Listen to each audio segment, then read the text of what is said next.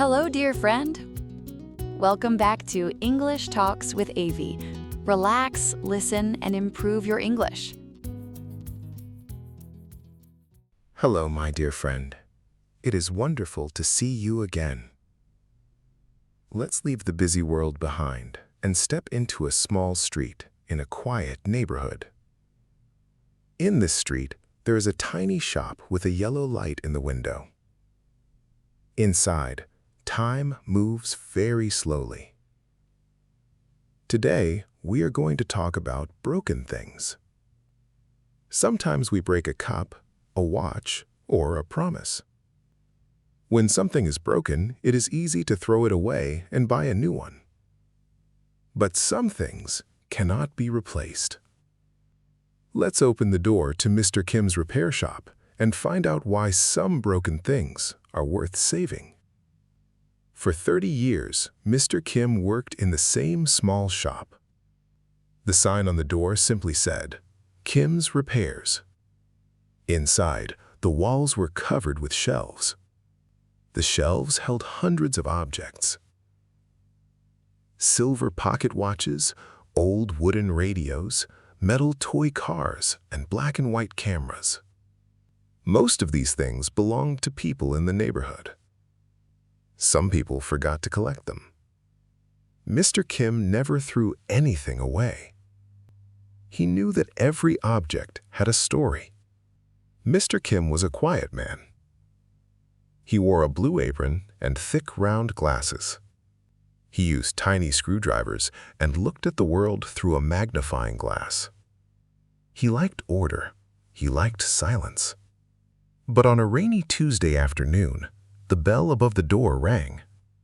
A young woman walked into the shop.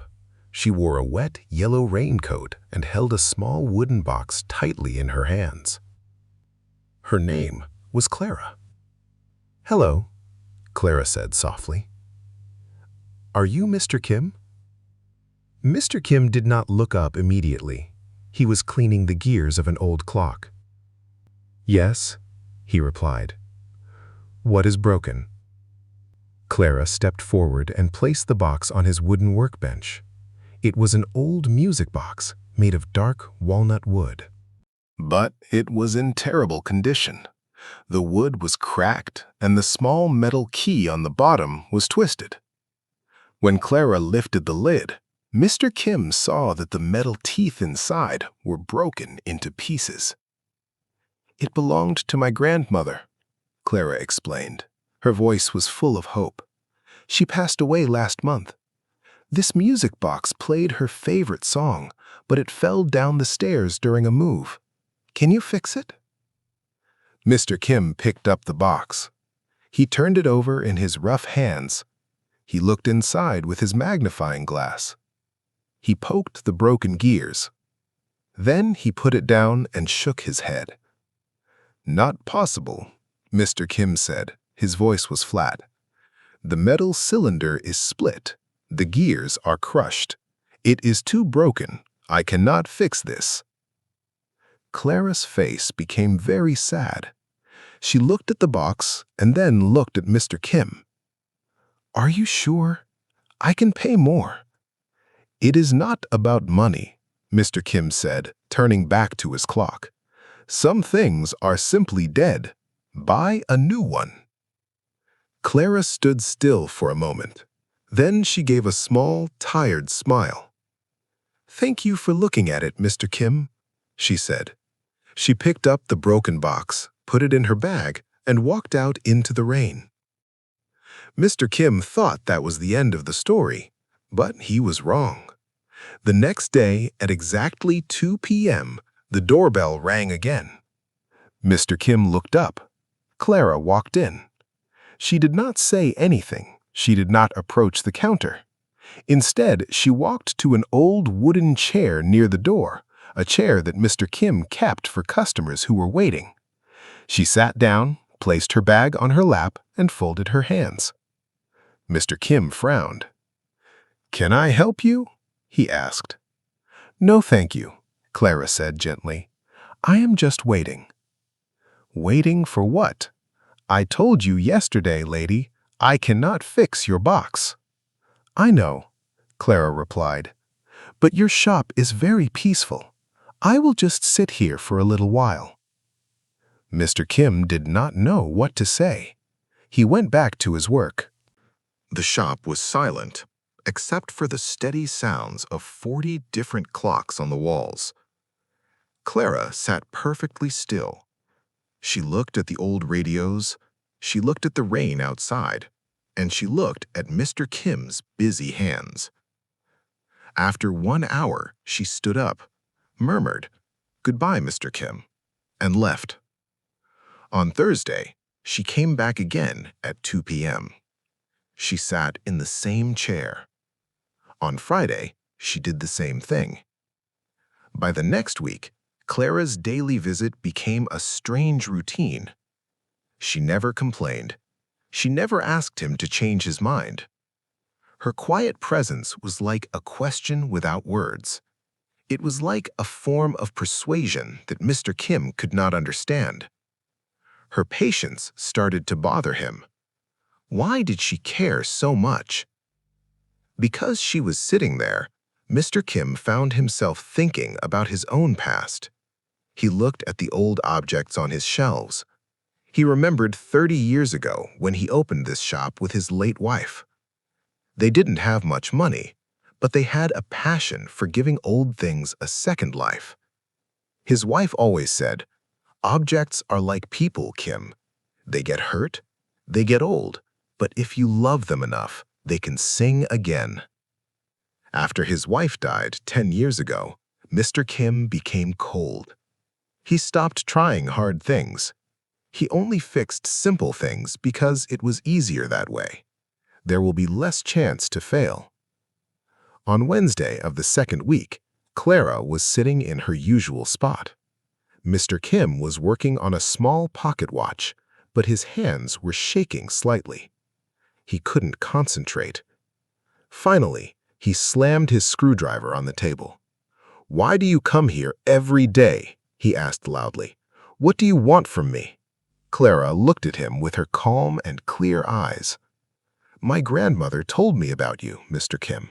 She lived in this neighborhood 40 years ago. She said you were the only man who cared about the heart of an object, not just the price. If you try to fix it and fail, I will accept it, but I am waiting for you to try," Clara said. Mr. Kim stared at her. He felt a sharp pain in his chest. He looked at his workbench, then looked at the dust on his shelves.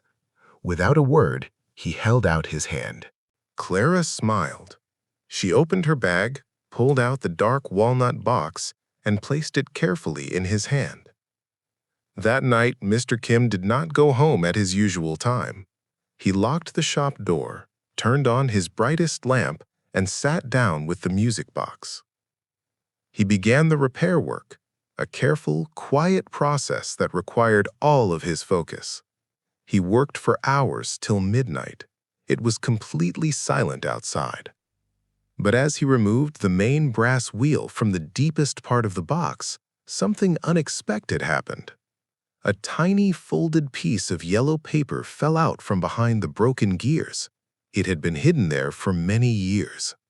Mr. Kim picked it up with his tweezers and unfolded it. As he read the elegant handwriting, his jaw dropped in surprise. The paper was an old letter. It was written 50 years ago. The note said, "For my dear daughter, whenever you feel lonely, listen to this song. Remember that love does not break, even when the world is loud." It was signed by Clara's great-grandmother.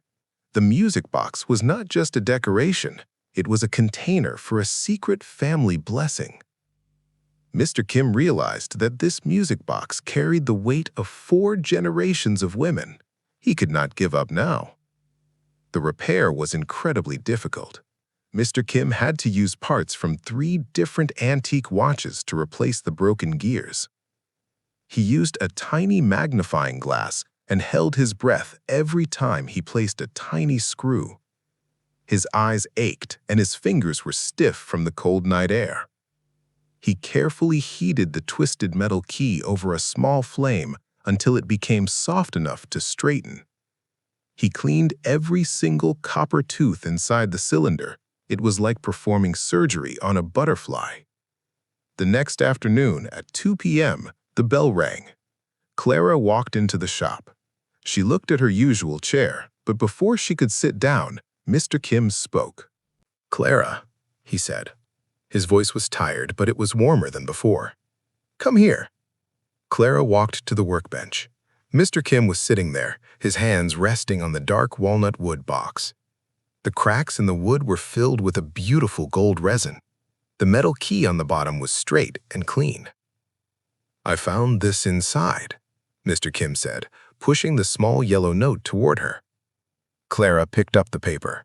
As she read her great-grandmother's words, tears formed in her eyes. "Oh my goodness," she whispered. "I didn't know this existed." "Now," Mr. Kim said gently, "look at the box." Mr. Kim reached out with his rough, wrinkled fingers. He gripped the straightened metal key on the bottom of the box.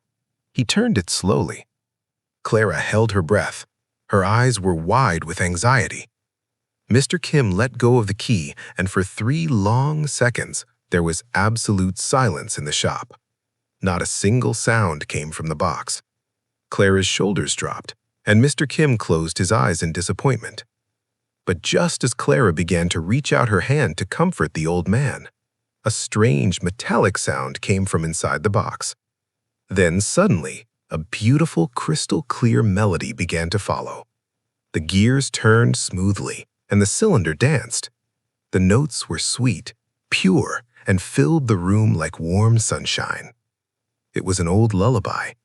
It was the favorite song of Clara's grandmother. Clara covered her mouth with her hands as tears rolled down her cheeks. She laughed and cried at the same time. The melody filled the dusty corners of the shop, passing over the old radios and the clocks. For the first time in 10 years, the heavy silence in Mr. Kim's shop was replaced by music. "It is perfect," Clara whispered, looking at Mr. Kim. "It sounds exactly like it did when I was a little girl. Thank you so much." Mr. Kim looked at her happy face, and then he looked down at his own hands. For 30 years, he thought he was just fixing machines. But today, he understood that he was fixing memories. He felt a strange warmth in his chest that he hadn't felt since his wife passed away. "Thank you, Clara," Mr. Kim said softly. Clara looked confused. "Why are you thanking me? You did all the hard work." Mr. Kim smiled. A genuine and beautiful smile reached his eyes. "You brought the music back into this shop, and you reminded an old man that nothing is ever too broken to fix. You just need the patience to try." Clara took her music box and her family note. Before she left, she promised to return every week, not to fix anything, but just to share a cup of tea with the old repairman. From that day on, the yellow light in Kim's repairs seemed a little bit brighter. The neighbors noticed that Mr. Kim started taking on difficult, unusual projects again. He smiled at customers, and he played music while he worked. He was no longer just waiting for time to pass. He was active in the world again. And this comes to the end of our story. Clara's patience changed Mr. Kim's view on life, and Mr. Kim's hard work saved a piece of Clara's family history. When you are learning English, you might feel like that broken music box. You might think your grammar is too messy or your pronunciation is too broken to fix. But please remember this story. No skill is too broken to build. You just need to show up every day, have patience with yourself, and keep trying.